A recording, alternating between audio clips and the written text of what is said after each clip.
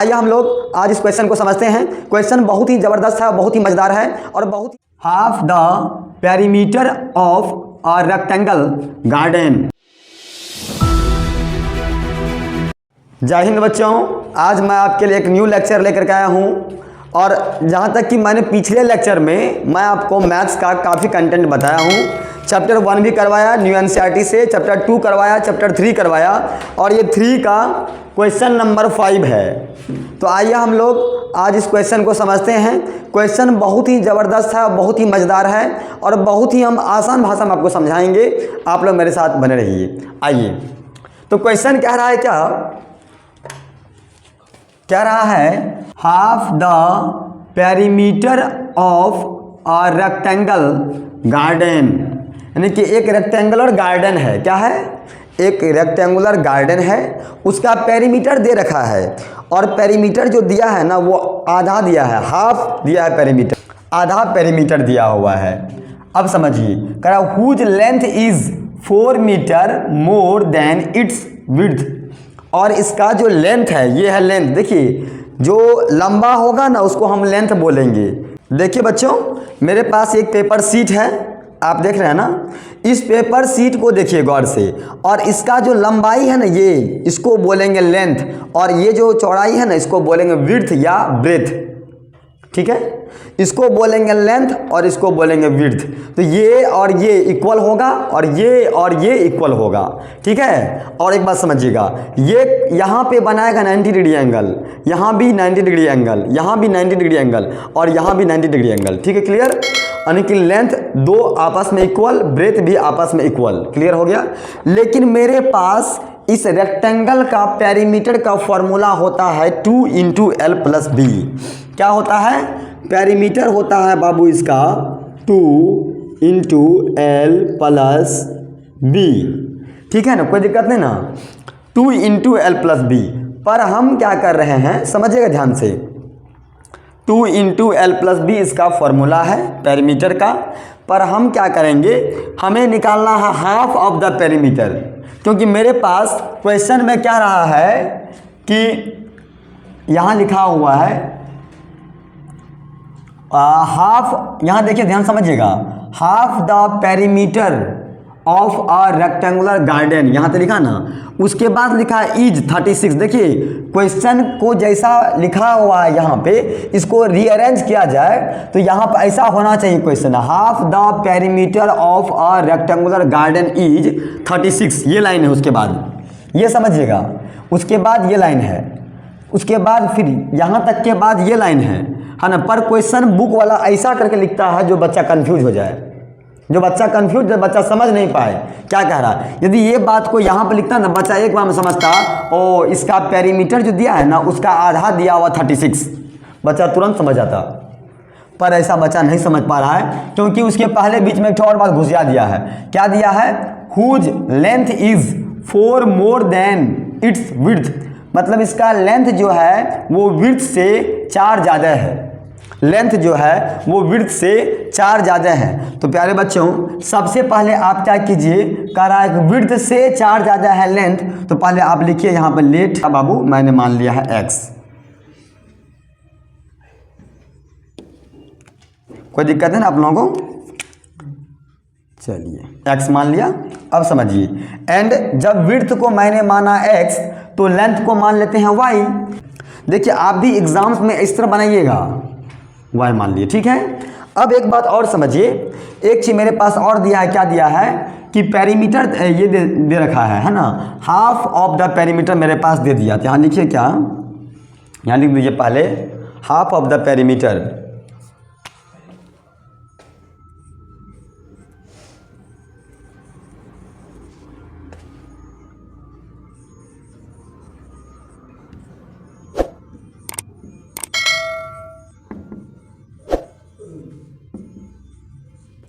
कितना दिया बाबू? Is 36 metre, जो कि आप यहाँ देख रहे हैं मैंने लिख रखा है। ठीक है ना, यहाँ तक में किसी को कोई दिक्कत नहीं है, किन्हीं को दिक्कत होना भी नहीं चाहिए। ठीक है, अब समझिए बच्चों, मैं आपको एक बात बताना चाहूँगा कि पेरीमीटर का फॉर्मूला होता है 2 × l+b, जो मेरे पास दे रखा है कितना 36। तो सबसे पहले हम क्या करते हैं, हम यहाँ पे लिखते हैं पेरीमीटर, यहाँ तो मेरे पास दे दिया है। इसके बाद हम लिखेंगे अकॉर्डिंग टू क्वेश्चन, मतलब जो क्वेश्चन कह रहा है, क्वेश्चन क्या कह रहा है, इतना बात कह रहा है। इसके बाद बोला है क्वेश्चन क्या कि whose length is 4 more than its breadth. तो सबसे पहले जो मेरे पास दिया हुआ है, मेरे पास दिया हुआ क्या है, पहले दिया है कि 36 दे दिया है। हाँ, और हम क्या करें, तो हम पहले लिखते हैं क्या, यहाँ पे हम यहाँ लिखते हैं पेरीमीटर का फॉर्मूला होता है, पेरीमीटर का फॉर्मूला होता है 2 × L 2 × l+b इक्वल टू 36। ठीक है, तो देखिए 2 × l+b होता है 36, ये आप जान रहे हैं। अच्छा, लेकिन यहाँ पे कह रहा है क्या, हाफ, एक बात लिखा हुआ हाफ द पेरीमीटर। तो हम करेंगे क्या, इसको हम आगे में 1/2 से कर देंगे मल्टीप्लाई, कर दिए। तो मेरे पास क्या आता है, यहाँ से मेरे पास आएगा ये 2 और ये 2 कट जाएगा, यहाँ बचेगा क्या, l+b equal to 36।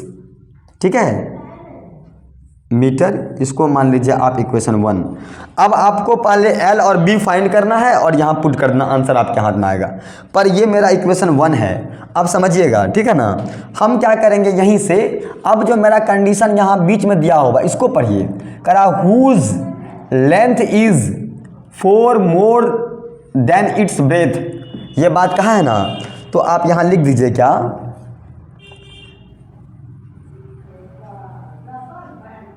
whose length is 4 more than its width।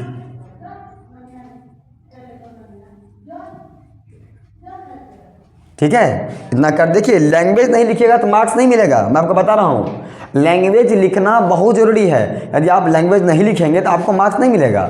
इसलिए प्रोसेस लिखना बहुत ज़्यादा ज़रूरी है, क्योंकि सीधा सवाल को बनाने में तो 2 मिनट लगेगा, पर ये लिखने में समय लगता है। इसे लिखने सीखिए कैसे लिख रहे हैं हम, ये बात लिख दिए। अब देखिए क्या कहा कि लेंथ जो है वो विड्थ से 4 अधिक है। लेंथ मेरा क्या है, विड्थ से 4 अधिक है।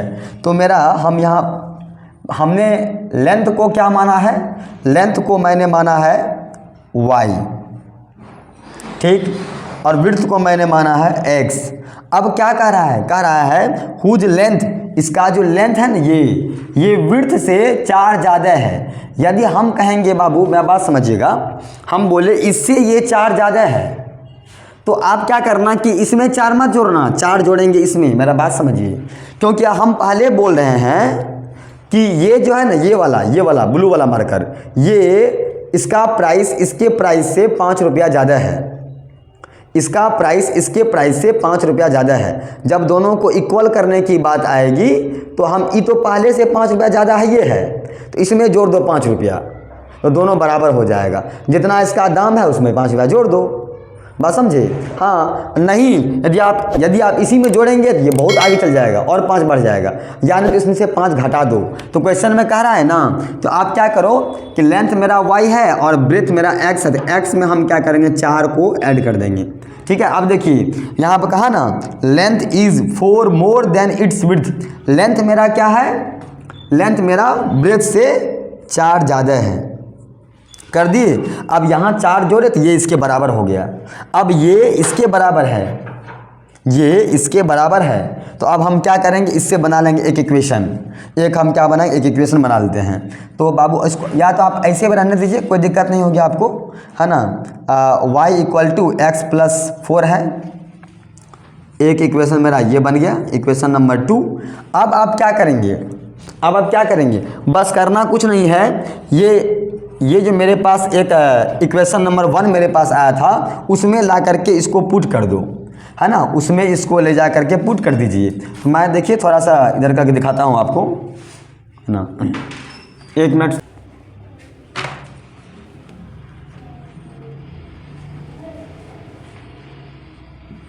आप यहाँ लिखिए क्या, यहाँ एक बात आपको लिखना है खाली,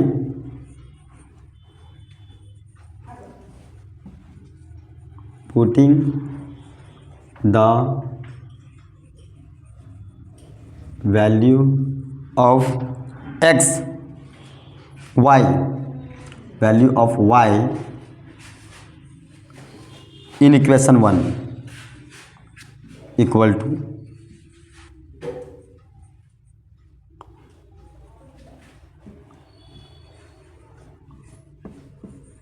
कर दिया।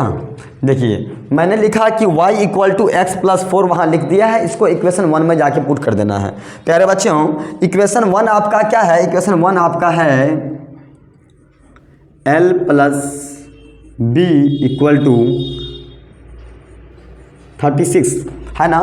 और आपने हाँ l और b, तो हम क्या करेंगे, l किसको माने थे, हम किसको माने हैं, लेंथ को मैंने क्या माना, यहाँ देखिए पढ़िए, लेंथ को मैंने माना है y, मैंने क्या माना है, लेंथ को मैंने यहाँ मान रखा है y माना है। देखिए मैंने यहाँ लिख रखा है, अब देखिए गौर से, लेंथ को मैंने माना है y। तो बाबू करना क्या, लेंथ के जगह पे l के जगह पे लिख दो y, और ब्रेथ को मैंने क्या माना है, मैंने विड्थ को माना है x, क्या माना है, विड्थ को मैंने माना है x। तो हम क्या करेंगे, y plus x equal to 36 हो गया। और अब करेंगे क्या, y का वैल्यू क्या दिया है, x प्लस 4, इसी x प्लस 4 को यहाँ से आप उठा करके वहाँ पर जा करके रख दो और बैठ जाओ आराम से। तो y के जगह पे लिखते हैं हम क्या, x प्लस 4।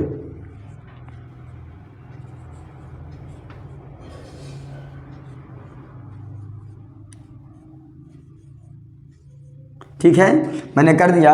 अब आप क्या करेंगे इसको, ये x प्लस एक्स क्या हो जाएगा, 2x, और ये 4 इधर प्लस में क्या होगा, माइनस में, तो x इक्वल टू क्या हो जाएगा 30, ये x प्लस एक्स 2x, 4 इधर प्लस में था, इधर गया माइनस में आया, और 36 में से 4 जाएगा तो बचा है कितना, 32, और x यहाँ पे मल्टीप्लाई में 2 है, ये डिवाइड में नीचे आ जाएगा, ये मल्टीप्लाई में 2 है, नीचे में डिवाइड में आ जाएगा। तो कट के मेरे पास क्या हो जाएगा, x इक्वल टू